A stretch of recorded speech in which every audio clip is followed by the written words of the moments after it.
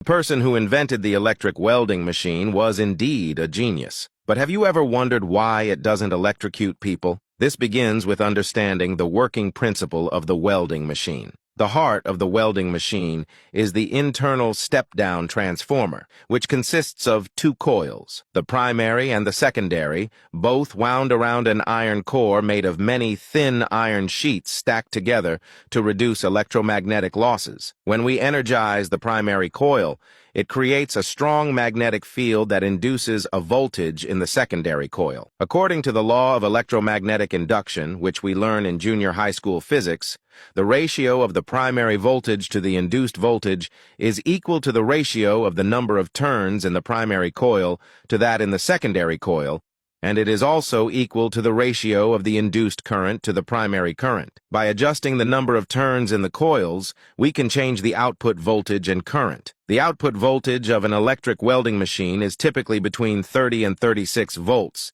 which is below the safe voltage threshold for the human body. Therefore, when a person comes into contact with the welding handle or the metal being welded, the current bypasses the human body, which has a higher resistance, and flows directly through the metal. This ensures that the person is not harmed by the electrode. The key to welding is the arc. If the welding rod is directly touching the metal, no arc will form, because the current will flow straight through the metal. A certain gap must be maintained between the welding rod and the metal so that the electric current can ionize the air and generate a high-temperature arc. This temperature is typically above 6,000 degrees Celsius, which can melt the metal instantly to complete the weld. Like and follow for more informative 3D videos.